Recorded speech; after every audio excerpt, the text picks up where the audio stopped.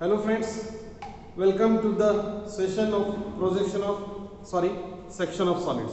Okay, so last lecture just I have introduced the concept of section of solid, and this was the first slide which was shared to you. Okay, now just we'll take a bit of revision which we have discussed in the last session, and then we'll proceed for the next session. Okay, so this particular slide represents the position of cutting plane.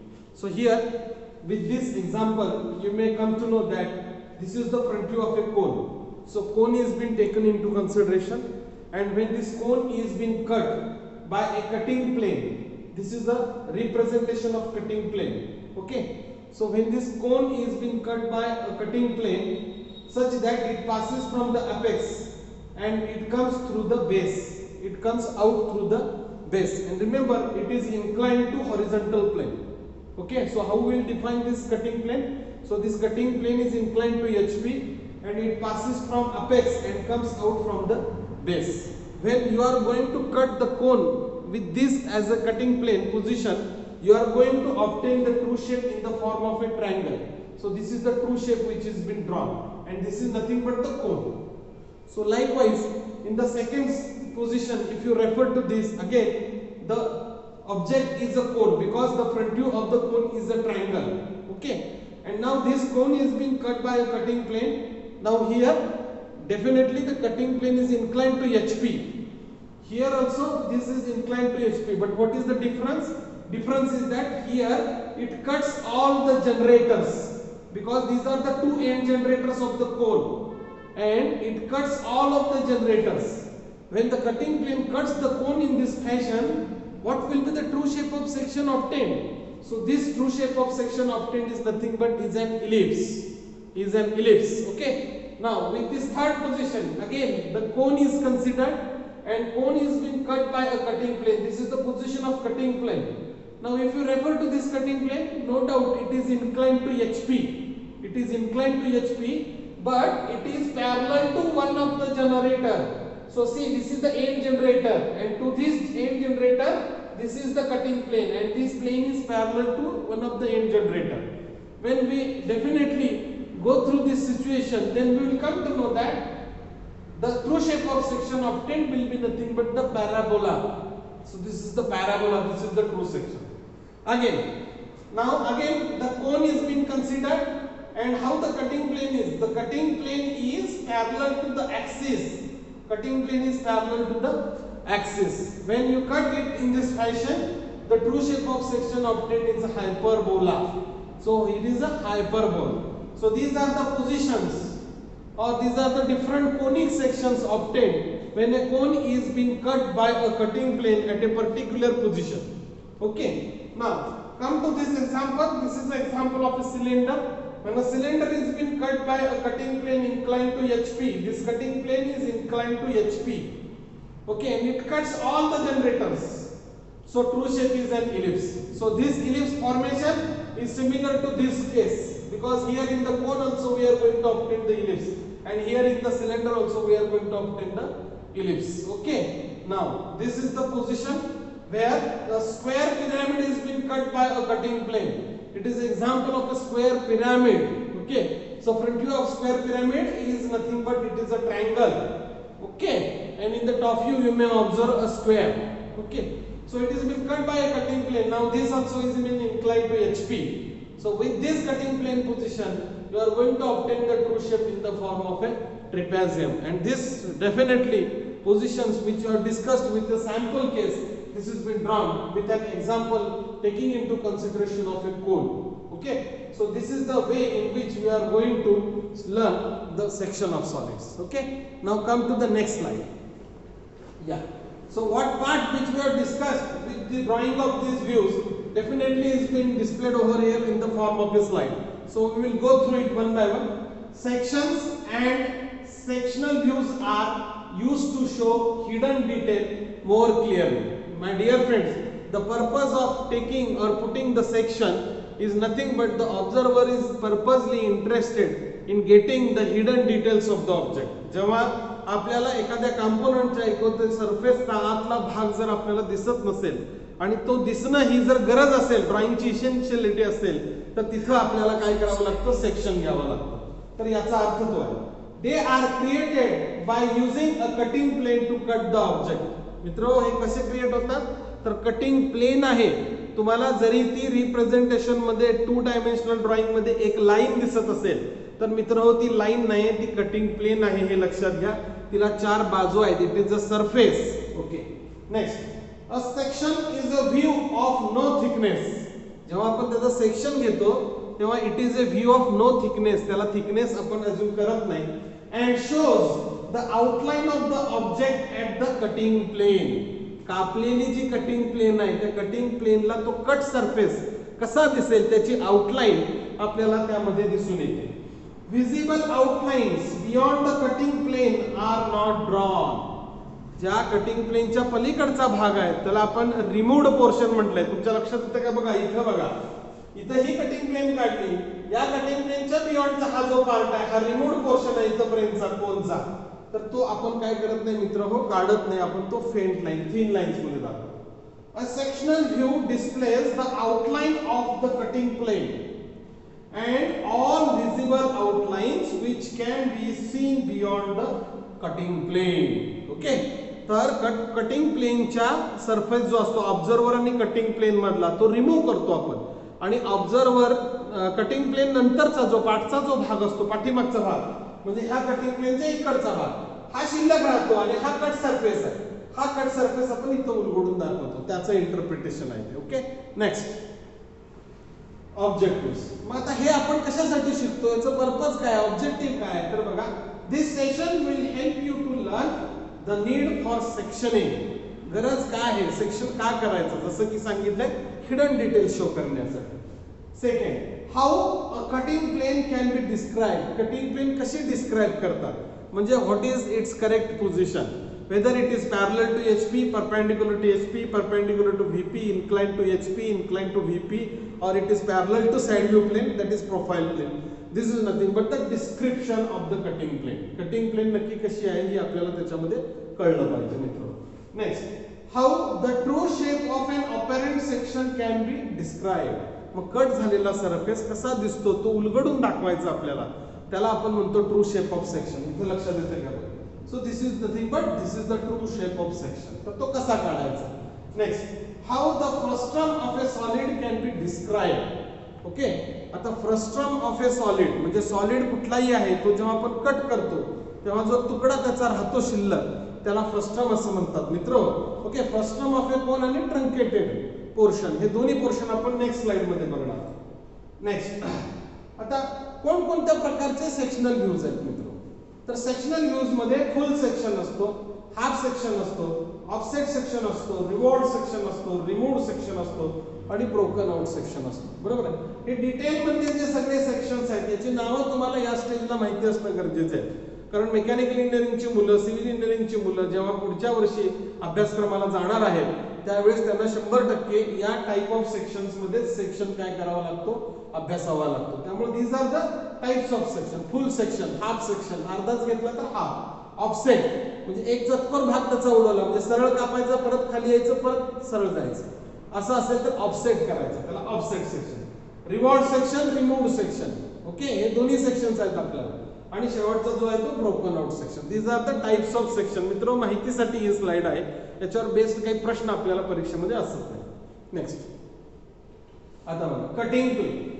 Cutting plane म्हणजे exactly काय, section views show how an object would work if a cutting plane or saw म्हटले. बघा मी तुम्हाला एक शब्द वापरला होता मागच्या लेक्चर मध्ये, कर्वत हा शब्द वापरला होता, आठवत आहे का? बघा ती कटिंग प्लेन म्हणजे एक मोठा कर्वतच आहे आपल्याला, तिथं सॉ असं म्हणतो. बरोबर आहे, ब्लेड आहे, कर्वतीचं ब्लेड आहे.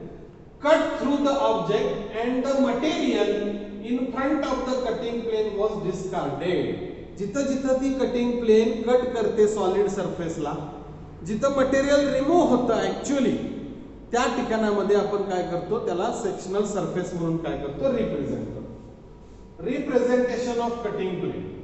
According to drawing standards, cutting plane is represented by chain line. बघा ही जी काढलेली आहे की लाईन, ही बघा ही अपेक्स मधून गेलेली बेस मधून आली, ही चेन लाईन आहे इथपर्यंत. आणि त्याचे एंड्स आपण थिक केले. मग कटिंग प्लेनचं रिप्रेझेंटेशन कसं होतं? चेन लाईनच आहे, फक्त त्याचे एंड्स आपण थिक केले आणि ते एंड कायम फॉलो होतात. काय होतात? एरोनी फॉलो होतात. आणि एरोला सप्लिमेंटरी काय असतात? नोटेशन्स असतात. ए ए ही पोझिशन आहे, त्याची नोटेशन आहे. लक्षात आलं की? म्हणून हे रिप्रेझेंटेशन आहे. अकॉर्डिंग टू ड्रॉइंग स्टँडर्ड प्रमाणे cutting plane is represented by chain line with alternate long dash and dot. The two ends of the line should be thick. मित्र सांगितलं दोन्ही एंड्स थिक पाहिजे, त्याला एरो पण पाहिजे. इथं जरी एक्सप्लेनेशन नसेल तर त्याला एरो मस्ट आहे आणि arrow must follow the notation. A A असेल, बी बी असेल, कोणतेही नोटेशन त्याच्यामध्ये असेल. हे this is the correct way of representation. मित्र हिचं रिप्रेझेंटेशन एका लाईनच्या फॉर्म मध्ये आहे, पण ऍक्च्युली ती प्लेन आहे. आणि कुठलीही प्लेन पुढून बघितली की लाईनच्या फॉर्म मध्ये दिसते. म्हणजे हा जो आहे हा फ्रंट व्ह्यू आहे कटिंग प्लेनचा. हे समजून घ्या की जी लाईन आहे ऍक्च्युली ती काय आहे? प्लेन आहे, चार बाजू असणारी प्लेन आहे. Okay, next. आता full section view. In a full section view cutting plane cuts across the entire object. आपण जे जे काही सेक्शन स्टडी करणार आहोत ते सगळे आपले फुल सेक्शन व्ह्यूच असणार. म्हणजे सगळा ऑब्जेक्ट आपण काय करणार आहोत? कट करणार आहोत. लक्षात आलं? आता बघा, note that hidden lines becomes visible in a section view. Of course section जेव्हा आपण घेतो आपलं इंटेन्शनच असं आहे, आपला पर्पजच असा आहे की आपल्याला हिडन डिटेल्स पाहायचे आहेत. आणि हिडन डिटेल पाहिजे असेल सेक्शन घेतल्यानंतर जे झाकलेल्या गोष्टी होत्या त्या उघड्या पडतात. म्हणजे जे दिसत नव्हतं ते आपल्याला दिसू लागतं. So that is the purpose of putting the section. Next, hatching. याबद्दलही मी एक्सप्लेन केलेलं आहे. हे हॅचिंग आहे. So these are the lines which are been drawn over. What this indicates? This is nothing but the surface, cutting surface जो जसा दिसलेला आहे that is the true shape. आणि हा कशा काढायचा मी सांगितलं, या 45 डिग्रीला अँगल काढायचा. 45 डिग्री. आता याचा 45 डिग्री कशाला? याच्या रेफरन्स प्लेनला, म्हणजे x1 y1 ही त्याची रेफरन्स प्लेन आहे, त्याला 45 डिग्री या लाईन्स काढायच्या. दोन लाईन मधलं अंतर हे थ्रू आउट समान असलं पाहिजे. अंतर किती असावं? 1 मिलीमीटर पेक्षा जास्त आणि 4 मिलीमीटर पेक्षा कमी. हेच आपल्याला याच्यामध्ये सांगितलेलं आहे. Okay, on sections and sectional views solid area should be hatched. Hatch म्हणायचं म्हणजे तिरक्या लाईन्स मारायच्या. To indicate this fact. काय इंडिकेट करते? की हा कापलेला भाग आहे, कापीव भाग आहे. Hatching is drawn with a thin continuous line. Dark काढायचे नाहीत हॅचिंग लाईन्स, थिन काढायचे, कंटिन्युअस काढायचे आहेत. इक्वली स्पेस्ड, समान अंतर आहे. बघा या दोन लाईन मधलं ऍडजस्टंट दोन लाईन मधलं अंतर सगळं बघितलं, प्रत्येक लाईन मधलं अंतर हे समान आहे. इक्वी डिस्टंट काढायचं. Preferably about 4 mm apart. आता 4 mm जरी म्हटलं तर मित्र आपला शेप कसा आहे याच्यावर खूप काही अवलंबून असतं. आपण 2 पासून 4 मिलीमीटर पर्यंत त्याला रेंज दिलेली आहे. तुम्ही कितीही त्या सोयीनुसार तुम्ही काढू शकता.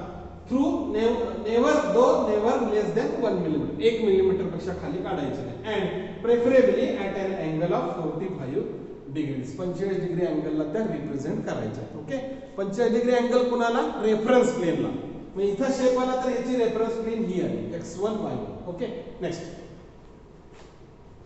आता frustum of a solid and truncated solid. आता या दोन्ही फिगरवर मी सांगतो, जेव्हा तुमची कटिंग प्लेन बेसला पॅरलल असते, कटिंग प्लेन बेसला पॅरलल असते. म्हणजे आता बघा तुम्हाला सांगतो मित्र, हा एक्झाम्पल घेतो. हा कोन घेतला आणि ही माझी कटिंग प्लेन आहे, दिसते का? 4 बाजू आहे त्याला.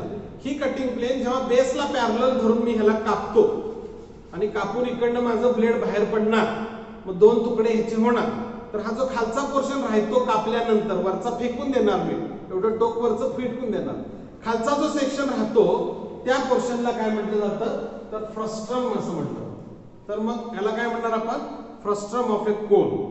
फ्रस्ट्रम ऑफ ए कोन होणार. म्हणजे आता तुम्हाला इथं थोडक्यात मी इथं फिगर काढून दाखवतो मित्र. इथं बघा कोनचा फ्रंट व्ह्यू काय येतो. समजा आता मी 3D मध्ये काढतो. This is my cone, this is my axis, बरोबर. आता इथं मी कटिंग प्लेन काढली, ती कटिंग प्लेन समजा अशी आहे, बरोबर आहे. कटिंग प्लेनला मी इथं टिपके देतो, ब्लू लाईन्स मी हे टिपके दिले. आणि सॉलिड तुम्हाला ओळखण्यासाठी म्हणून मी थोडासा येलो मध्ये काढतो. आता हा इथं गेला, हा इथं प्लेन मध्ये गेला आणि हा त्याचा डॉटेड.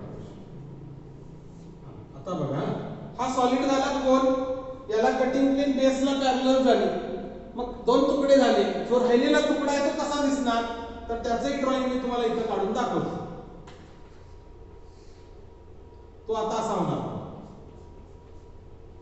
हा बेस झाला आणि इथं सुद्धा तुम्हाला पॅरललला सर्कलच मिळणार.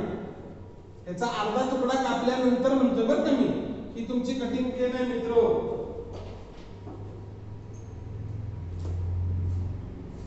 ही तुमची कटिंग प्लेन आहे, पॅरलल टू द बेस झाली, कळलं का.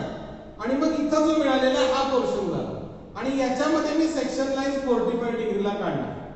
तर हा जो तुकडा खालचा उरलेला आहे, तुम्ही म्हणाल सर हे खालचं नाही ना, मग वरचं जे आहे ते वरचा हा कोन आहे, हा मी इकडचा टाकून दिलेला, हा रिमूव्ड पोर्शन आहे, त्यामुळे मी हा काढलेला नाही, हा शिल्लक राहिलेला काढला.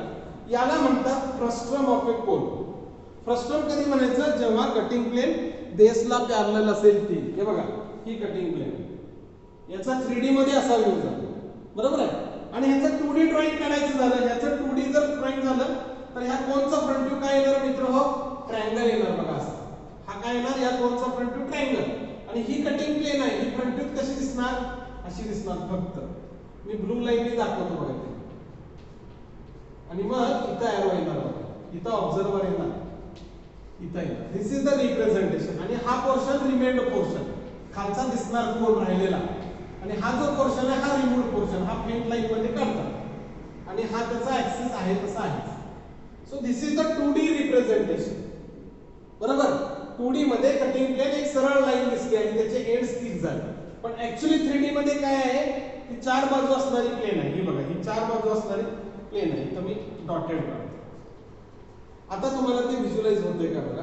तर इथं मला हे सांगायचं आहे की जेव्हा कटिंग प्लेन तुमची बेसला पॅरलल असेल तेव्हा जो कट सरफेस राहतो शिल्लक त्याला फ्रस्ट्रम ऑफ ए कोन म्हणतात. आणि जेव्हा कटिंग प्लेन तुमची इन्क्लाइन टू सरफेस असते, म्हणजे हा सरळ कापलाय, त्याच्याऐवजी कटिंग प्लेन काय करणार मी, इन्क्लाइन करणार.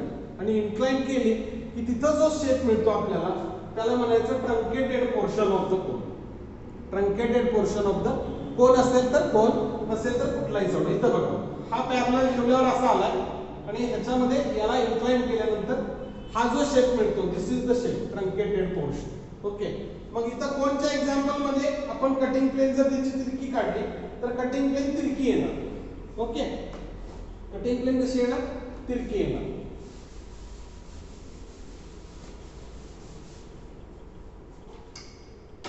हे बघा कोन असा येणार, याच्यामध्ये हा ऍक्सिस येणार आणि इथं कटिंग प्लेन तुमची इन्क्लाइन गेली म्हणजे इथं कटिंग प्लेन अशी येणार.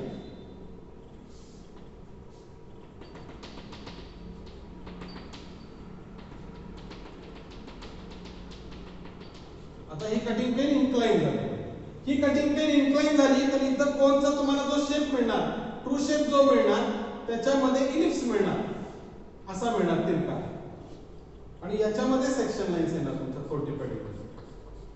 दिस is the way in which you can represent. तर इथं बघा इन्क्लाइन कटिंग प्लेन झाली, असा कापला त्याला तिरका. म्हणजे या फिगर मध्ये याच्यामध्ये हा कोन होता, हा असा तिरकी कटिंग प्लेन घेणार आणि यानं कापणार मी. यानं कापल्यानंतर याचे दोन तुकडे जाणार, एक रिमूव्ह टाकणार, रिमूव्ह देणार, फिरवून टाकणार, बाहेर बाजूला टाकणार आणि जो शिल्लक आहे तो असा दिसणार. आणि दिस इज द पोर्शन. तर ह्याला म्हणायचं truncated portion of the solid. लक्षात आलं. कटिंग प्लेन इन्क्लाइन झाली तर कट सरफेस जो राहतो शिल्लक त्याला ट्रंकेटेड असं म्हणतात. आणि कटिंग प्लेन जर पॅरलल टू द बेस झाली मित्र हो तर त्याला आपण काय म्हणतो, फ्रस्ट्रम ऑफ ए कोन असं म्हणतो. दिस इज फ्रस्ट्रम ऑफ ए कोन. दोन्ही फिगर मध्ये मी तुम्हाला एक्झाम्पल कोनचे घेऊन त्याच्यामध्ये सांगितलेलं आहे. तर अशा पद्धतीनं आपल्याला टाइप ऑफ सेक्शनल व्ह्यूज मध्ये हे दोन व्ह्यूज फ्रस्ट्रम आणि ट्रंकेटेड असे पोर्शन आपल्याला त्याच्यामध्ये मिळतात. ठीक आहे. ओके. इथपर्यंतचा पार्ट आजच्या सेशन मध्ये होईल. यानंतरचा पार्ट आपण पुढच्या सेशन मध्ये डिस्कस करूया. ओके. थँक्यू.